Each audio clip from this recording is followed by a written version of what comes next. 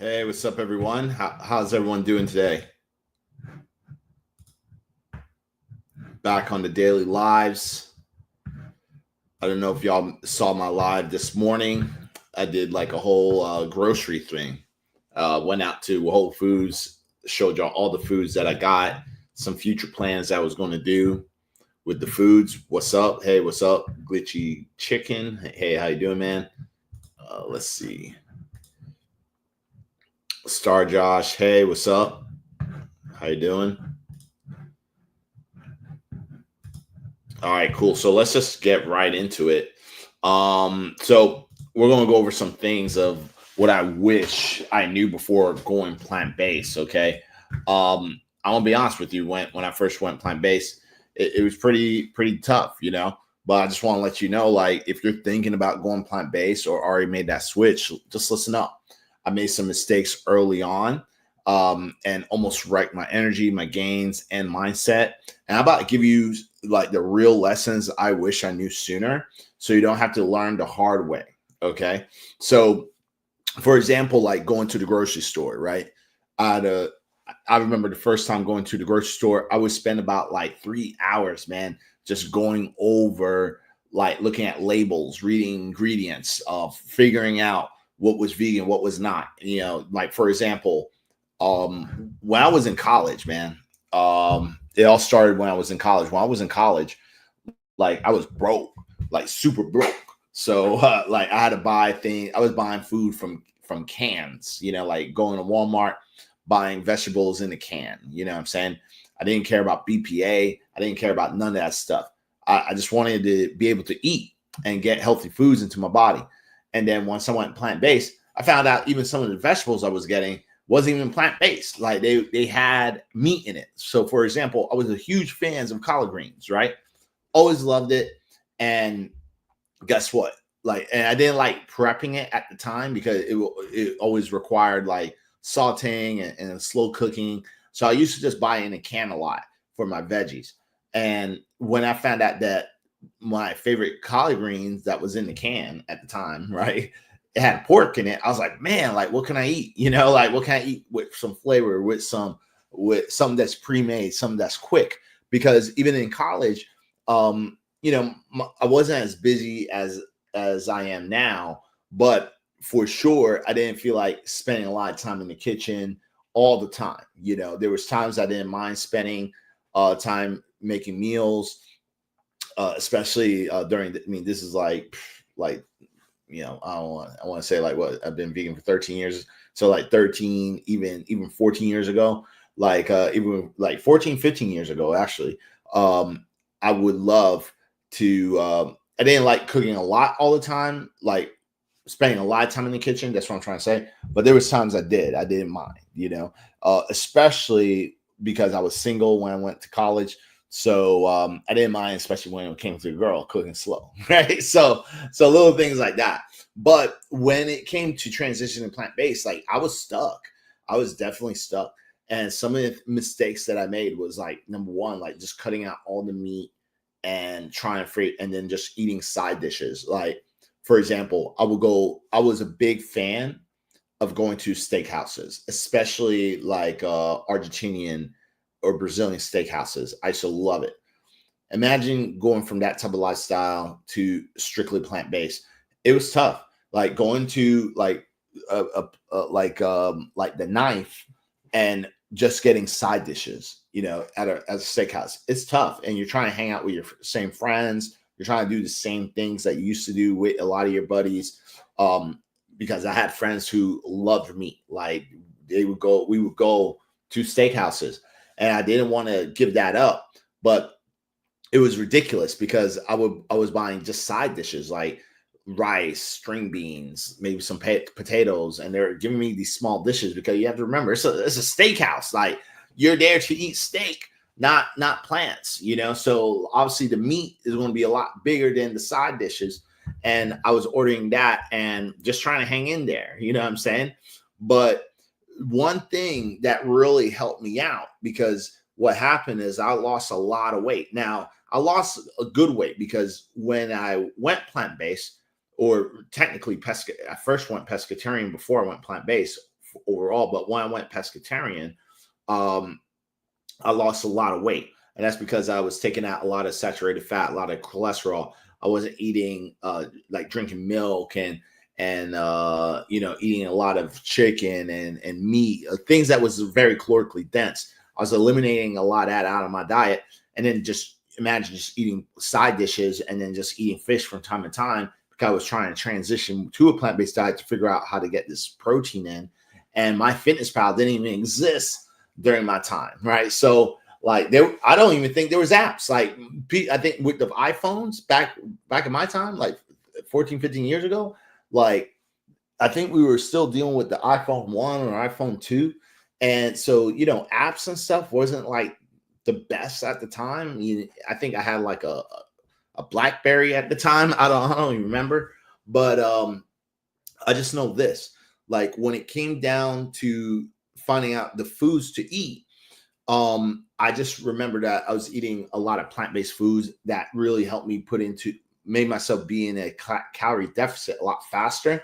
So I was able to lose a lot of body fat. So I went from 18 probably like down to, I would say about like, I would say somewhere around like 12% body fat, maybe even 10, somewhere around between 10 and 12% body fat. Because I remember I had a 6-pack, I was ripped, but I did lose a lot of muscle too.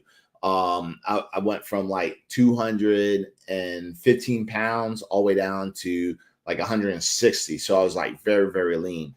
And these are the mistakes that I don't want you to fall into, because obviously you can see like there's different diets out there. Some people do talk crap about being vegan and being malnourished and stuff. So this is where I'm here. So what you want to figure out is like, one of my favorite lessons is like this: like plants don't have enough protein. This is literally a straight lie when people say this. So so what I did was, once I discovered tempeh, tofu, seitan, lentil, hemp seeds, protein powders, right? Now the protein powder thing was a little bit different, because back then, about 13 years ago, even 12, even 13, 14 years ago, plant-based protein sucked. And I didn't even know about Vega. Number one, I know Vega was already out, but maybe it was like super expensive, because it never flew in my radar for sure. But I think it was expensive, because I think Vega back then was probably like $60. And during that time, a lot of whey protein powders were only like $20, $30, especially like GNC used to have really good deals. So if you go there, I think it was like on a Wednesday, if you were like a gold member, you get things like super cheap. So I was very used to that price. And remember, I was in college, so I wasn't really trying to spend anything more than that. So I think Vega just kind of like, I wasn't even paying attention to it, because in my mind, I don't even remember even looking at that. The one thing I remember getting when I first got my first protein powder was brown rice protein. Man, it was tough, it was difficult, and it was disgusting. It tasted like cardboard. But you're talking to a guy, right, who grew up with nasty protein bars, like back in the early 90s, early 2000s. We used to have this thing called the Big 50. It was a protein bar that had 50 grams of protein in it. That shit tasted like straight up cardboard. That's what that brown rice protein tasted like the Big 50 bars, but in a liquefied form. It was tough to take down, but I was a champ. I was like, hey man, I ate worse shit before. I need the protein. I want to do this plant-based diet right. So I would just hold my nose, even put stevia, maybe sugar in it sometimes, throw some bananas, whatever. I tried whatever I could to just pound that shake. But then once I found out about tofu, seitan, tempeh, lentils, hemp seeds, like these things had more protein, that's when I was able to like, okay, I could back away from these brown rice protein shakes and start eating real food. And the only difficulty that I actually had was really learning how to cook with tofu, because tofu was very new to me. I didn't know how to cook it. You just see this white block that tastes like nothing that's in this water container. You're just like, what do I do with it? So I had some friends who showed me some recipes, because I actually dated a girl at the time that was vegetarian, which definitely excelled my culinary skills. So let's just say that because we kind of dated this woman back then, and she used to be vegetarian, and then when she found out that I was trying to go vegan, and she saw some of the foods I was eating, she's like, "You're just eating random things, man. Like you need like real protein, like tofu." And she kind of helped me out, and then helped me with the culinary skills because she showed me how to make like vegan lasagna, tofu scrambles, little things like that, like the basics, to make it taste good. So that's one of the things that really helped me out. Now, with that said, drop some of your favorite plant-based proteins in the chat, or one that you're not sure about, and let's break it down. All right, so let's go ahead and put that down in the chat. Let me know, like, what's some of your favorite proteins. All right, I want to see some of you guys' responses from that.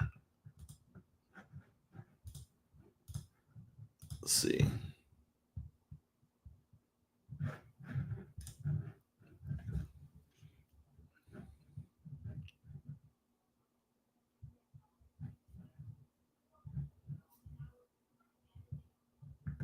Oh, you're taking Vega right now? Yeah, it means, and Vega stepped up a lot back in the. Well, I don't even know how it tastes like, to tell you the truth. Back then, I remember having my fair share of Vega from a lot of many times, but it was always good to me.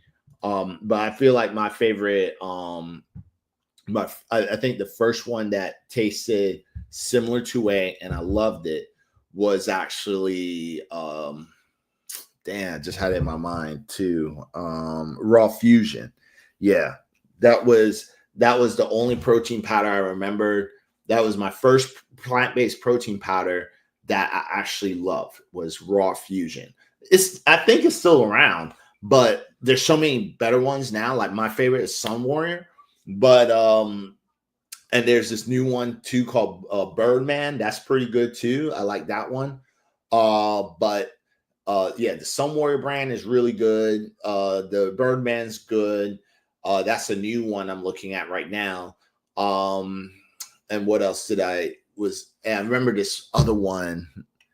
That I thought was disgusting too. I can't even remember. But a lot of vegans, I remember a lot of vegans loved this brand and they were so raving about it. And when I got a hand of it, I was like, this is shit. I don't know what these vegans are talking about.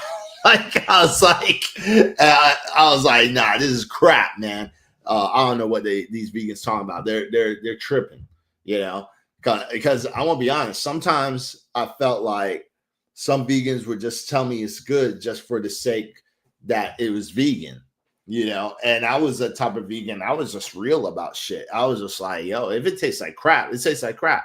Like, you don't have to convince me that it tastes good just because it's vegan. Like, if it tastes like crap and I have to take it, then I take it and it still tastes like crap. Like I said, the brown rice protein by Now Sport back in the days, it tastes like crap, and it probably still tastes like crap, but Now Sport has other ones too. They got like pea protein, they got flavored stuff, you know what I'm saying? And I'm a fan of Now Sport, you know what I'm saying? Someone says Orgain, they like Orgain. Yeah, I tried Orgain. I like them too. Yeah, I like Orgain. The only ones I think the only ones I don't like is the ones that's very high in carbohydrates, but majority of the ones that Orgain has is pretty good. It's pretty decent. It's not my favorite, but like it's okay. You know what I mean? Says my parents are skeptical on a vanilla Vega protein. It looks like white at first. It's literally green with liquid. To be honest, if you're going to do Vega, the best one to have is the organic one. I think it's called Vega One, or Vega One Sport or something like that. They have a better one that's like I think that's the one you're talking about, because once you mix it, it turns green a little bit. It has like a light green color. I think that's the one you're probably already taking. Let me know if that's the case. Let's see.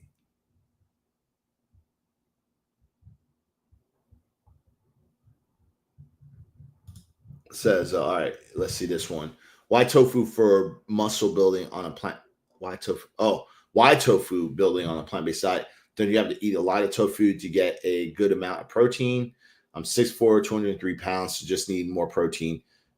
Okay, so but I know I'm not getting enough. All right, yeah, I mean, first thing you want to do if you're thinking you're not getting enough protein is, number one, get a tracking system. Get like MyFitnessPal or Chronometer. Definitely get something like that, because if you get one of those apps, that's your nutritional diary, right, or your food diary. So that's where you're going to write in all your foods that you're eating to make sure you're getting the protein.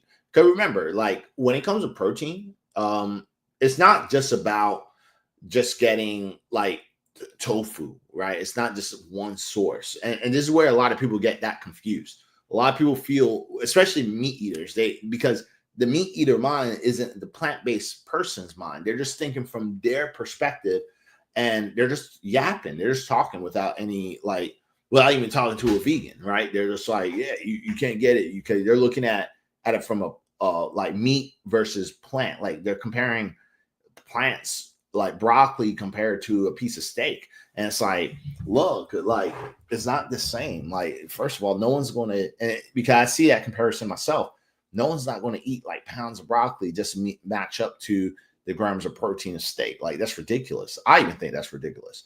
But when it comes to how to get the proteins, maybe I can even show you here. Let me see if I could, yeah, man, let me see if I could pull it up, because I know. Let me show you something.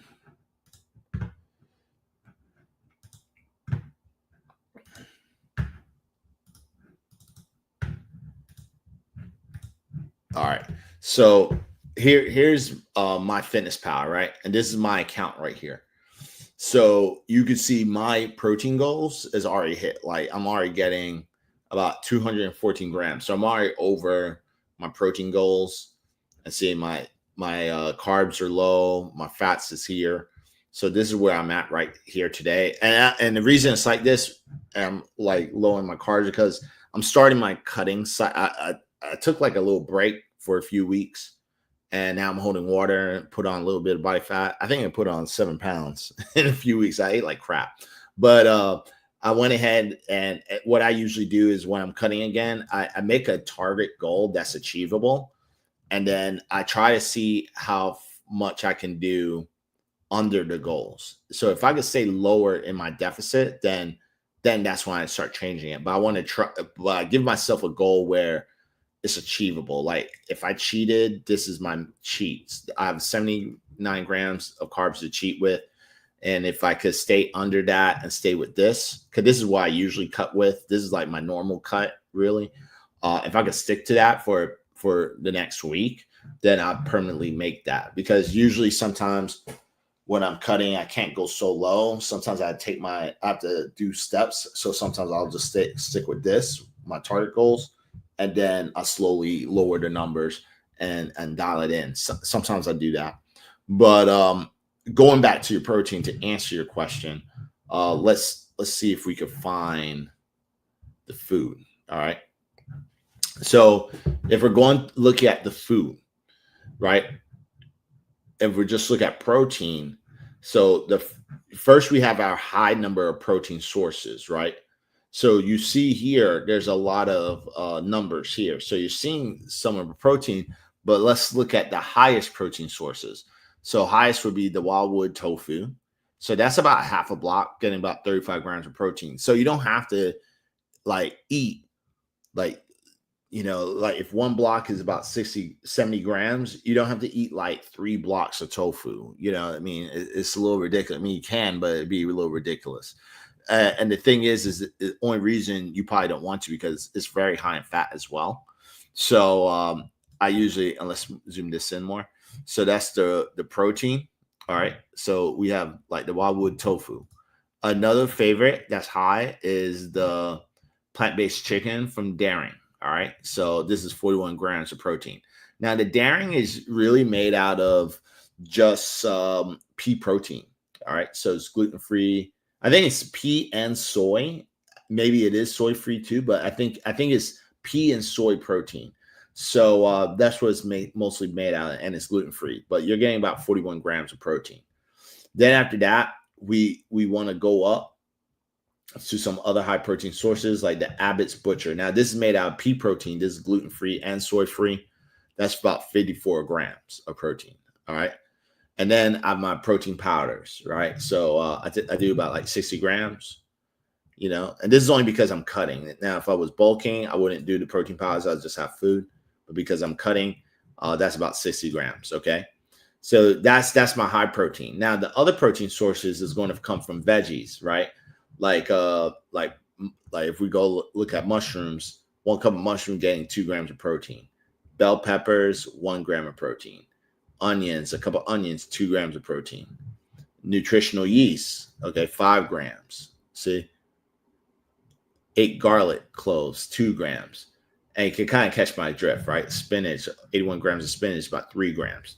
So even though these numbers are small, and this is something I try to tell a lot of people who's new going plant-based or even meat eaters when we get into this conversation, I tell them that to get high numbers of protein is first you want to have your big lean protein sources like mock meats, tofu tempeh, seitan, things like that, and protein powders, but then get the remaining amount of your protein from other foods like your fruits and vegetables. And what we're looking at here when we're building these plans is like not just getting your protein from veggies, but also making sure you're getting a lot of nutrients, like your micronutrients. And I don't know if I could show the micros. I think that's the only problem with MyFitnessPal on when you're on the web page. I can't show you the micros. Only in the app shows you the micros, and I can't show you on the phone. I can't share my screen with the phone, which sucks. But you see tons of micronutrients as well, like vitamin A, B vitamins, iron, calcium. So that's what I'm looking at when I'm plugging in these foods, like the veggies, is like my vitamins and minerals. The same thing with the California blend veggies and the cauliflower rice. So that's what I'm looking at as well. So not just the protein, but also the micronutrients. And that's what's helping me be healthy. So yeah, you get some protein out of all these vegetables and stuff, but hopefully this makes sense. It's like the combination of everything helps me get about 215 grams of protein, and I'm actually pretty high. I don't really need that much.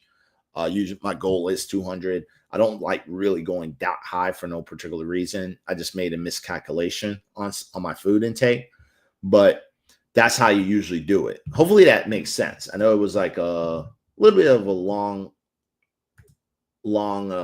reply, but hopefully that makes sense. Cause I just want to really, make you understand it. You know what I'm saying?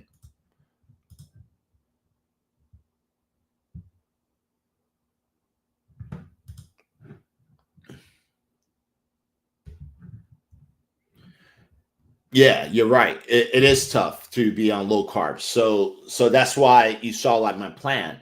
It's like if I'm doing like a low carb diet, then what you have to replace it with is low carb foods. And the lowest carb of foods that's going to be on a plant-based diet is vegetables. That's like the lowest carbs. So the second place is going to be fruits, right? But usually I enjoy eating more vegetables because vegetables are healthy for you anyway. So it's good to eat a lot of it, but you can get so much more food out of it.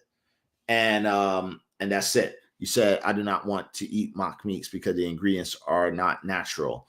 That's totally fine. But like that's totally fine. But let me show you this. Like the mock meats that I get is natural. You just have to find the ones that's more natural. Okay.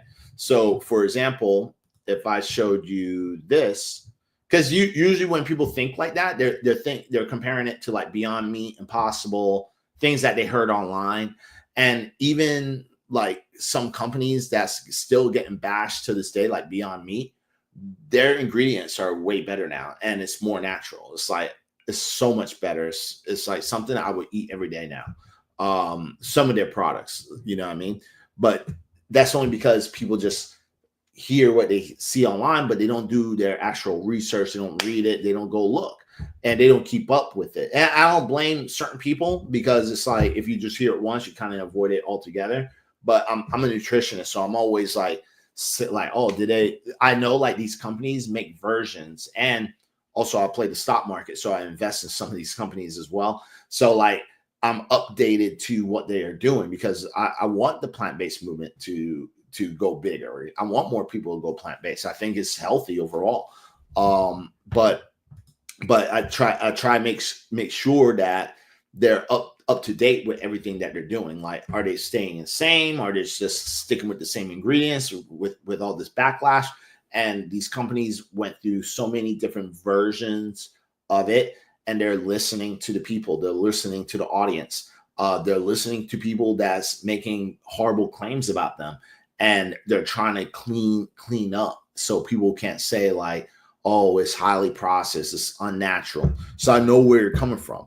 So with that said, let me show you what I mean. So let's do this. Am I sharing it again? Hold on. Let's see, share screen. All right. So let's go to Abbott's, right?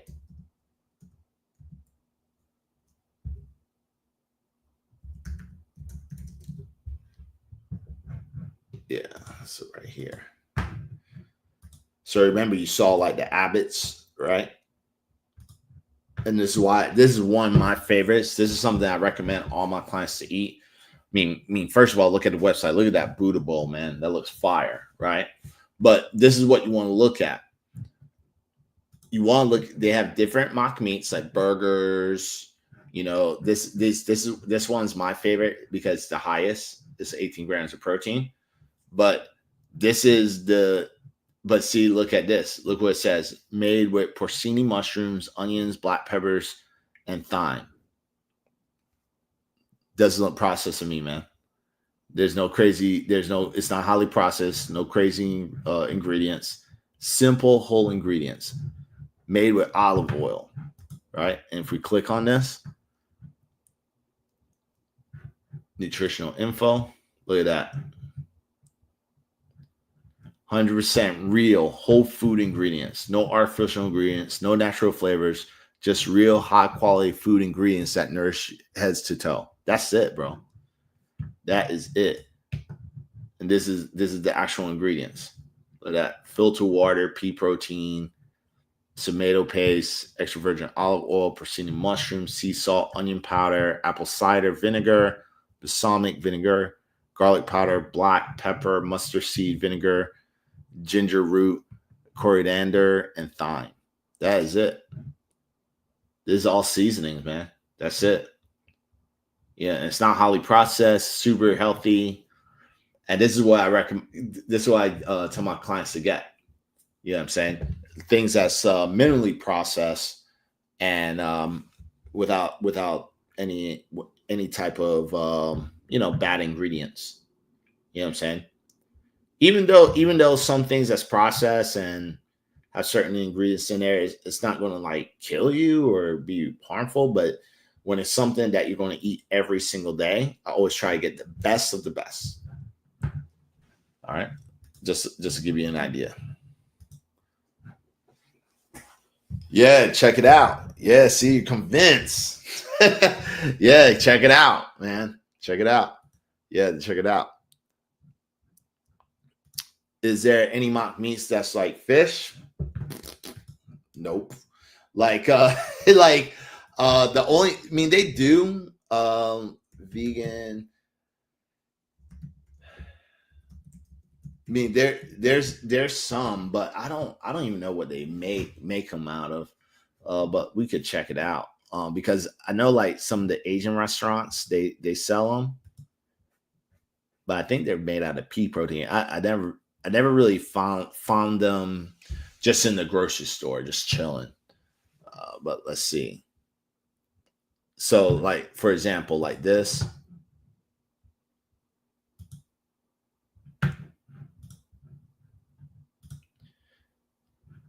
So like the plant-based, I know you said fish, but this is like a shrimp. And usually if they have the shrimp, they do have a fish as well.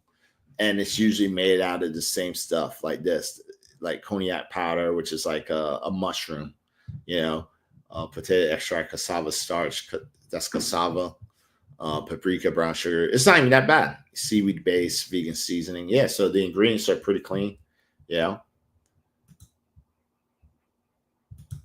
So they do have some stuff like that. Looks pretty good. And usually, because like I said, most stores don't sell like that. Like you don't find them so much in the stores. Sometimes you have to go on the websites or the Asian market. They usually have like the good seafood alternatives. Another thing is, I mean, Gardein makes one, but this is fattening. But like you do have Gardein, like the ultimates and the fish fillets. Now, I'll be honest, it is fire. It's super good. You know what I'm saying? It's super good, super fire, but it's not the healthiest thing because bread is fried. You know what I'm saying? So, again, this is something that you could eat, but this would be something that's a little bit more on the higher process side. Okay.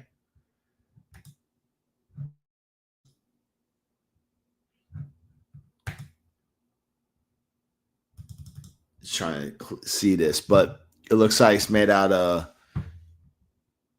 yeah, see, this one's a little bit more processed. I mean, there's some regular ingredients in there, but there's also some like thickeners and little things like that in there too. Not saying that it's bad, but like, it is fried, and I wouldn't eat this on a daily basis for sure, because breaded is fried. I'm not going to eat something like that. It's a junk food, you know what I'm saying? So it's not like, again, it's not horrible. It's not bad, but it's definitely not something I would eat every single day. Like you could have it once in a time, once in a while, once in a blue moon. But again, not something that you should have every day. And that's just with any food. If you kind of think about it, that's with any food. Would you go to Burger King and have a burger every single day? No, it doesn't matter like what type of meats that's on there. Like you're not gonna go because it's junk, right? Let's see. Hopefully that answered your question. Let's see. Yeah, the Asian markets, exactly. They have it. They have the mock meats there. They're good.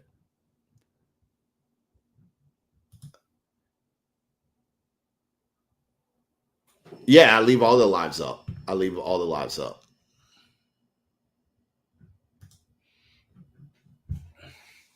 Claus says, I just think soy feminized men, like everyone saying, so I will avoid it like the plague. I learned it was a lie. Started eating tofu the past 8 months. Put on muscle. That's great to hear. Yeah, same thing. I should believe the same thing, because back, like I remember before I went to the military, I was trying to find some like some protein, and I wanted something cheap because I was in high school. Yeah, I was in high school trying to get some cheap protein, and they had some soy protein powder. And the guy literally told me, if you drink that protein powder, it's for women, and it's going to lower your testosterone. Ever since then, I just stayed away from soy products, because that's what I thought, just from the guy from the supplement store. You know what I'm saying? Until I really learned the truth. It's crazy.